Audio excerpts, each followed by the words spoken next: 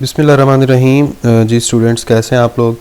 आज हमारा FSc ICS part 2 का ऑनलाइन क्लासेस में चैप्टर नंबर 16 का स्मार्ट सिलेबस के मुताबिक लेक्चर नंबर 11 है।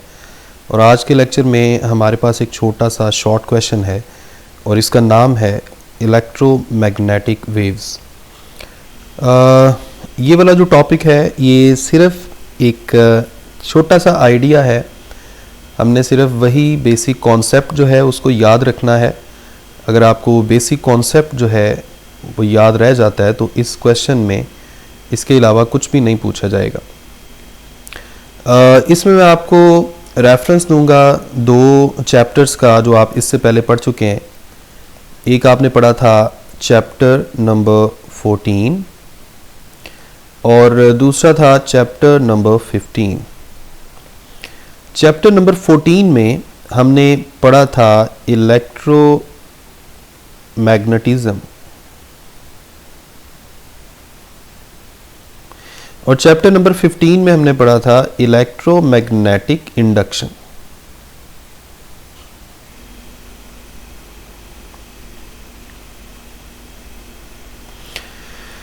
चैप्टर 14 में बेसिकली हम क्या कर रहे थे, हम डिस्कस कर रहे थे कि इलेक्ट्रिक फील्ड की वजह से एक मैग्नेटिक फील्ड पैदा हो जाता है। अगर आपको इलेक्ट्रोमैग्नेटिज्म चैप्टर 14 का पहला टॉपिक याद है जिसमें हमने पढ़ा था field due to current, magnetic field due to current, जिसमें हमने कहा था कि एक वायर के अंदर अगर करंट फ्लो कर रहा हो, जैसे फर्ज करें ये एक वायर है, इस वायर में अगर करंट फ्लो कर रहा है तो इस करंट कैरिंग वायर के इर्द गिर्द एक मैग्नेटिक फील्ड डेवलप हो जाता है। और इस मैग्नेटिक फील्ड की डायरेक्शन हम कैसे फाइंड करते थे, राइट हैंड थंब रूल की मदद से। यानी अगर हम इस करंट कैरिंग वायर को अपने राइट हैंड से इस तरह से होल्ड करें कि थंब जो है ये in the direction of current हो, तो राइट हैंड की जो फिंगर्स हैं ये हमें डायरेक्शन ऑफ मैग्नेटिक फील्ड बताती थी। इसका मतलब ये हुआ कि करंट कैरिंग वायर के इर्द गिर्द मैग्नेटिक फील्ड पैदा हो जाता है। अब क्वेश्चन ये है कि करंट कैरिंग वायर का क्या मतलब है। करंट कैरिंग वायर का तो यही मतलब है ना कि आपने एक तरफ हाई पोटेंशियल और दूसरी तरफ लो पोटेंशियल पैदा किया हुआ है। यानी हम कह सकते हैं कि हमने एक वायर के अंदर इलेक्ट्रिक फील्ड जो है वो डेवलप कर दिया है from high to low potential, जो चैप्टर 12 में हमने पढ़ा था। यानी दूसरे अल्फाज में हम कह सकते हैं कि इलेक्ट्रिक फील्ड की डायरेक्शन जिस तरफ होगी कन्वेंशनल करंट की भी वही डायरेक्शन होगी और उसी कन्वेंशनल करंट के इर्द गिर्द 90 के एंगल पर मैग्नेटिक फील्ड डेवलप हो गई है। दूसरे अल्फाज में हम ये भी कह सकते हैं कि इलेक्ट्रिक फील्ड के परपेंडिकुलर एक मैग्नेटिक फील्ड डेवलप हो गई है। अगर आप गौर करें तो इलेक्ट्रिक फील्ड और मैग्नेटिक फील्ड का किसी भी एंगल पर, किसी भी पॉइंट पर अगर हम इनका कंपैरिजन करें तो ये दोनों एक दूसरे के परपेंडिकुलर है जी। तो चैप्टर 14 में इलेक्ट्रोमैग्नेटिज्म में फिर हमने क्या पढ़ा, इन शॉर्ट हम कह सकते हैं कि इलेक्ट्रिक फील्ड की वजह से मैग्नेटिक फील्ड का पैदा होना। अब आ जाते हैं चैप्टर 15 पर।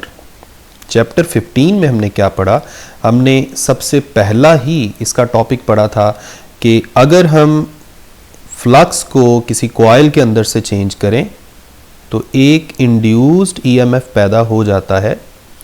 और हमने Faraday's law of electromagnetic induction में कुछ ऐसी बात की थी जिसमें हम कह सकते हैं कि rate of change of magnetic flux gives us induced EMF.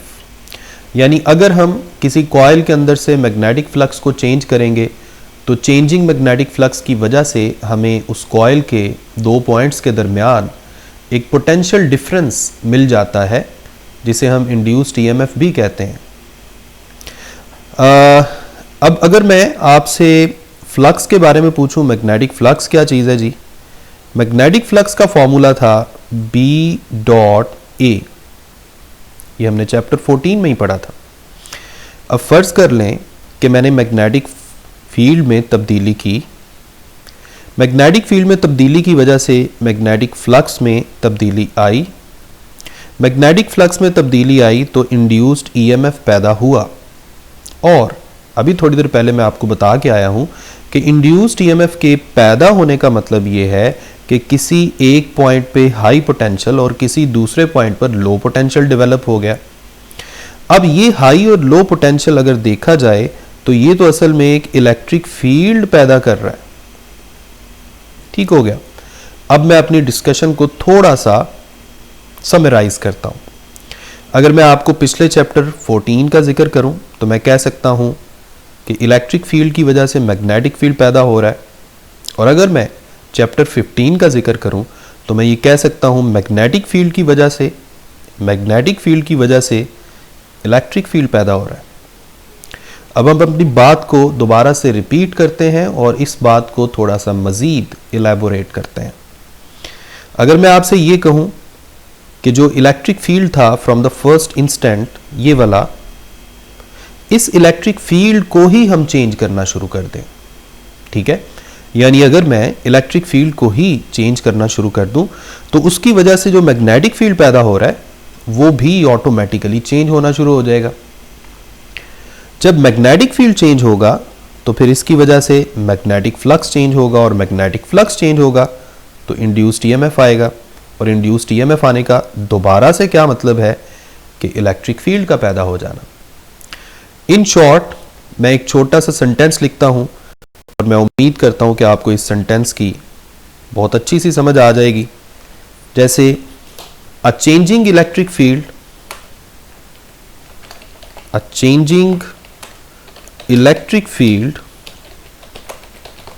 creates a changing magnetic field, and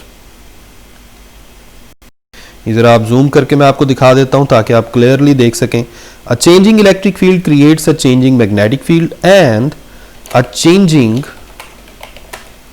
magnetic field in turn creates a changing electric field, and this process repeats itself. जी, तो मैंने अभी क्या बात की कि अगर हम किसी इलेक्ट्रिक फील्ड को चेंज करें, अगर हम किसी रीजन में इलेक्ट्रिक फील्ड को चेंज करें तो जो मैग्नेटिक फील्ड पैदा होता है उसके परपेंडिकुलर डायरेक्शन में वो भी खुद ब खुद चेंज होगा, और जब मैग्नेटिक फील्ड चेंज होगा तो वो अपने परपेंडिकुलर डायरेक्शन में एक और चेंजिंग इलेक्ट्रिक फील्ड पैदा करेगा, और ये काम चलता जाएगा। इसका मतलब ये हुआ कि ये तो एक दूसरे के परपेंडिकुलर डायरेक्शन में चेंजिंग इलेक्ट्रिक और मैग्नेटिक फील्ड मुसलसल पैदा होते जाएंगे। अगर हम जहाँ से हमने इस सारे प्रोसेस को ओरिजिनेट किया, जहाँ से हमने स्टार्ट किया, अगर हम वहाँ पर इलेक्ट्रिक फील्ड को मुसलसल चेंज करते जाएं तो उसके सराउंडिंग रीजन्स में ऑटोमेटिकली चेंजिंग मैग्नेटिक और चेंजिंग इलेक्ट्रिक फील्ड जनरेट होकर सराउंडिंग्स में फैलते जाएंगे, और इसी डिस्टर्बेंस को या इसी मैकेनिज्म को हम बोलते हैं इलेक्ट्रोमैग्नेटिक वेव।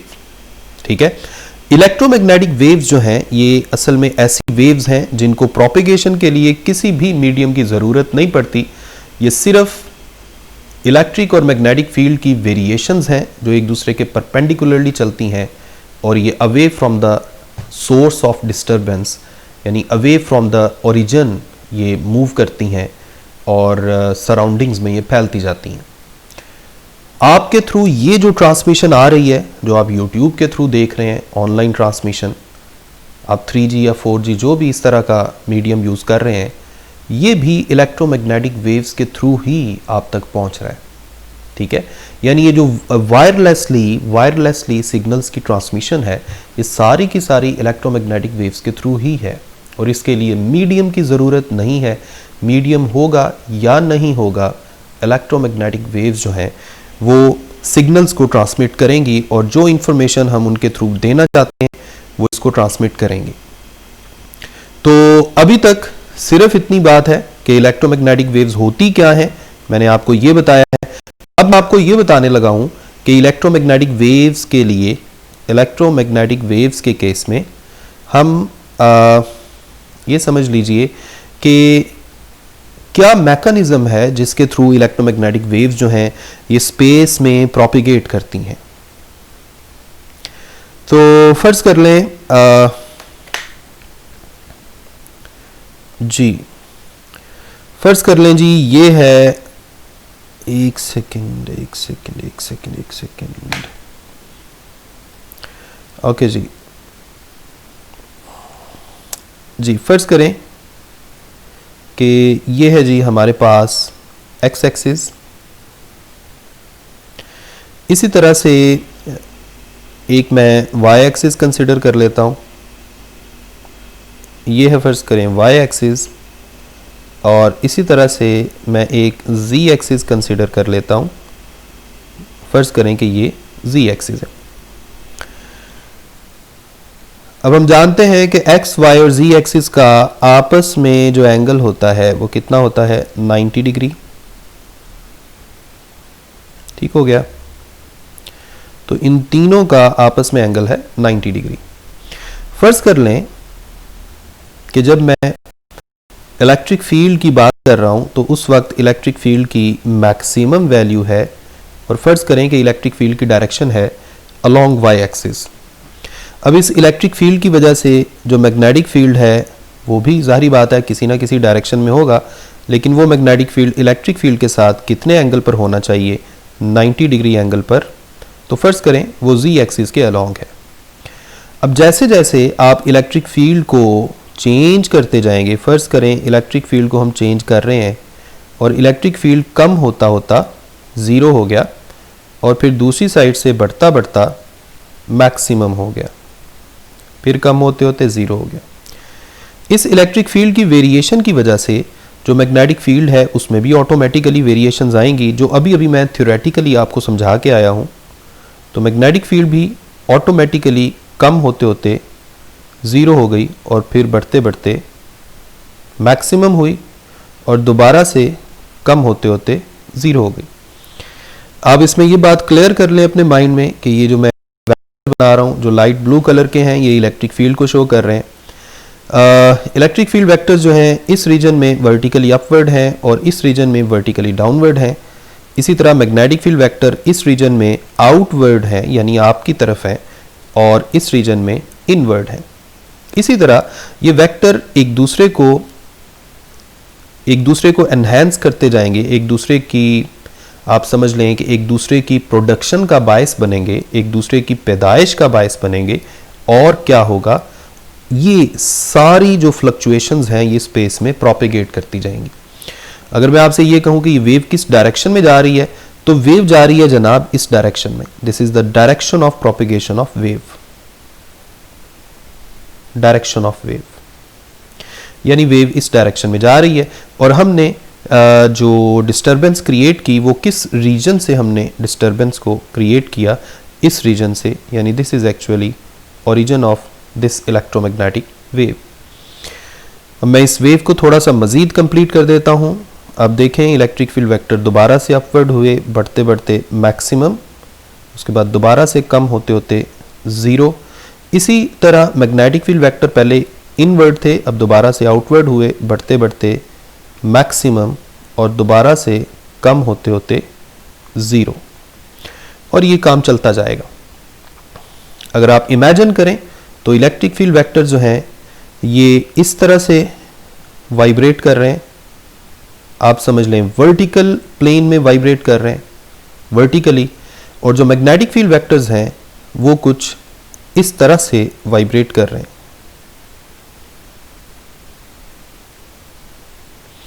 अगर मैं आपको समझा पाऊं तो जो इलेक्ट्रिक फील्ड वेक्टर्स की वाइब्रेशन की प्लेन है, आप सामने देखें तो आपको जो प्लेन जो आपको आपके कंप्यूटर की या लैपटॉप की या आपको मोबाइल की स्क्रीन नज़र आ रही है, वो ये वाली प्लेन है जिसे मैं एक्स वाई प्लेन भी कह सकता हूँ। इलेक्ट्रिक फील्ड वेक्टर्स की जो वाइब्रेशन है वो इस प्लेन में हो रही है, एक्स वाई प्लेन में, इस वक्त जो मैंने डायग्राम बनाई है।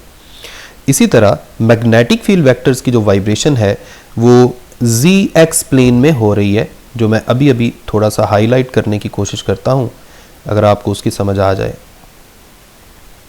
जी, ये है मैग्नेटिक फील्ड वेक्टर्स की plane and this is actually ZX plane. अगर हम इसको थोड़ा और तरह से भी समझ पाए तो मैं कह सकता हूं कि this is horizontal plane. Magnetic field vectors जो हैं ये हॉरिजॉन्टल प्लेन में वाइब्रेट कर रहे हैं और इलेक्ट्रिक फील्ड वेक्टर्स जो हैं ये वर्टिकल प्लेन में वाइब्रेट कर रहे हैं। और वेव की डायरेक्शन ऑफ प्रोपिगेशन क्या है? वेव की डायरेक्शन ऑफ प्रोपिगेशन मैं आपको पहले भी बता चुका हूं, वो ये है, this is direction of propagation of wave. ठीक है जी, तो ये था इलेक्ट्रोमैग्नेटिक वेव्स का ग्राफिकल ओवरव्यू कि ग्राफिकली हम इनको किस तरह से देख सकते हैं। अब हम आते हैं इलेक्ट्रोमैग्नेटिक वेव्स जो हैं उनकी एक स्पेक्ट्रम की तरफ। ये सामने स्क्रीन पर आपको एक छोटा सा स्पेक्ट्रम नज़र आ रहा है इलेक्ट्रोमैग्नेटिक वेव्स का। असल में इलेक्ट्रोमैग्नेटिक वेव्स जितनी भी हैं ये सारी वैक्यूम में स्पीड ऑफ लाइट से ट्रैवल करती हैं और स्पीड ऑफ लाइट की वैल्यू हम सारे जानते हैं, बहुत देर से हम ये वैल्यू पढ़ते आए हैं, 3 × 10⁸ मीटर पर सेकेंड। तो लेकिन हमने एनर्जी, फ्रीक्वेंसी या वेवलेंथ के मुताबिक इन सारी इलेक्ट्रोमैग्नेटिक वेव्स को मुख्तलिफ कैटेगरीज में डिवाइड किया है। सबसे कम एनर्जी वाली जो इलेक्ट्रोमैग्नेटिक वेव्स हैं वो रेडियो वेव्स हैं, जो आपको सामने इस वक्त ये मैं हाईलाइट करके दिखा पा रहा हूँ, ये रेडियो वेव्स हैं। और ये जो रेडियो वेव्स हैं इनमें सारी 2-3 काइंड्स जो हैं सामने आपको नज़र आ रही हैं। एक emergency and defence radio waves, AM radio wave, FM radio wave. ठीक है, उसके बाद इससे ज़्यादा एनर्जी जो है वो होती है माइक्रोवेव्स की। माइक्रोवेव्स की एनर्जी जो है वो रेडियो वेव से ज़्यादा होती है और माइक्रोवेव से भी ज़्यादा एनर्जी होती है इंफ्रारेड रीजन की। इंफ्रारेड से ऊपर यानी ज़्यादा एनर्जी वाली विजिबल रीजन आ जाता है, यानी वो वाली रेडिएशन जो हमें नज़र भी आती हैं, हमारी आँख पे विजन देती हैं, एहसास देती हैं चीज़ों को देखने के लिए। और इसमें हम जानते हैं कि टोटल 7 कलर्स होते हैं। यहाँ पर मैं इन कलर्स को भी थोड़ा सा कैटेगराइज कर देता हूँ। वॉयलेट, इस तरफ से वॉयलेट, इंडिगो, उसके बाद ब्लू आता है। ब्लू के साथ ही एक ग्रीन की शेड होती है, फिर येलो के बाद ऑरेंज की बारी आती है और ऑरेंज के बाद रेड की। अगर मैं आपसे कहूं कि इंफ्रारेड रेडिएशन से ज़्यादा एनर्जी किनकी है तो वो रेड कलर्स की है। रेड कलर के बाद उससे ज़्यादा एनर्जी ऑरेंज की, उससे ज़्यादा येलो की, उससे ज़्यादा ग्रीन, उससे ज़्यादा ब्लू, उसके बाद इंडिगो और विजिबल रीजन में सबसे ज़्यादा एनर्जी किसकी होती है? वॉयलेट की। फिर दोबारा से इनविजिबल रीजन शुरू हो जाता है, अल्ट्रा वायलेट, उससे भी ज़्यादा एनर्जी एक्स रेज की और सबसे ज़्यादा एनर्जी गैमा रेज की। तो ये सारा का सारा इलेक्ट्रोमैग्नेटिक वेव्स का स्पेक्ट्रम है जो सामने मैं आपको दिखा रहा हूँ। यहाँ पर एक एरो भी नज़र आ रहा है आपको, ये इंक्रीजिंग एनर्जी या इंक्रीजिंग फ्रीक्वेंसी को जाहिर कर रहा है। एक बात याद रखें कि एनर्जी और फ्रीक्वेंसी का डायरेक्ट रिलेशन होता है, energy is equal to HF। ये फार्मूला हम आगे चल के चैप्टर 19 में मॉडर्न फिजिक्स में भी पढ़ेंगे, अभी जस्ट याद रखवाने के लिए मैं ये कह रहा हूँ। इसी तरह एनर्जी का वेवलेंथ के लिहाज से उल्टा रिलेशन होता है, ये जो दूसरा फार्मूला मैंने लिखा है। इसलिए जिनकी एनर्जी कम है उनकी वेवलेंथ ज़्यादा होगी और जिनकी एनर्जी ज़्यादा है उनकी वेवलेंथ कम होगी। तो अगर मैं दोबारा से आपको रिवाइज करवा सकूं, सबसे low energy radiation radio waves हैं और सबसे ज़्यादा एनर्जी गैमा रेज की है। इसी तरह सबसे लो फ्रीक्वेंसी भी रेडियो वेव्स की और सबसे ज़्यादा फ्रीक्वेंसी गैमा रेज की। इसी तरह चूँकि सबसे ज़्यादा एनर्जी या फ्रीक्वेंसी गैमा रेज की है इसलिए इनकी वेवलेंथ सबसे कम होगी और सबसे लॉन्गेस्ट वेवलेंथ किनकी है? रेडियो वेव्स की। इसी तरह अगर मैं विजिबल रीजन की बात करूं तो विजिबल रीजन में सबसे ज़्यादा एनर्जी जो है वो वायलेट कलर की है या सबसे ज़्यादा फ्रीक्वेंसी वायलेट कलर की है। और इसी तरह सिस्टमेटिकली अगर हम नीचे आएँ रेड कलर की तरफ तो रेड कलर की विजिबल स्पेक्ट्रम में सबसे कम एनर्जी या फ्रीक्वेंसी होती है और वेवलेंथ सबसे ज़्यादा होती है। तो ये था कुछ इलेक्ट्रोमैग्नेटिक वेव्स के इंट्रोडक्शन के बारे में। आपके स्मार्ट सिलेबस में सिर्फ यही वाला एक छोटा सा टॉपिक है। मैं आपको दोबारा से एक दफ़ा बता देता हूँ, आपने इसमें इलेक्ट्रोमैग्नेटिक वेव्स जो हैं इनके कॉन्सेप्ट को समझने के लिए ये मैंने आपको शुरू में एक अंडरस्टैंडिंग दी थी, इसको याद रखना है। उसके बाद आपने इलेक्ट्रोमैग्नेटिक वेव्स के लिए आपने सिर्फ, अगर आप ये एक सेंटेंस याद रख लें जो सामने इस वक्त आपको नज़र आ रहा है, तो आपको बड़ी आसानी होगी। उसके बाद आपने ग्राफिकल रिप्रेजेंटेशन इसकी करनी है, ग्राफ किस तरह आप बनाएंगे। और आखिरी चीज़ जो मैंने अभी थोड़ी देर पहले आपको बताई है, इलेक्ट्रोमैग्नेटिक वेव्स का जो स्पेक्ट्रम है, इसको आप ठीक से अंडरस्टैंड कर सकें और एक्सप्रेस कर सकें। तो आज के लेक्चर में इतना ही। उम्मीद करता हूँ कि आपको इसकी बहुत अच्छी सी समझ आई होगी। अपना ख्याल रखें, नेक्स्ट लेक्चर तक मुझे अपनी दुआ में याद रखें। अल्लाह हाफिज़।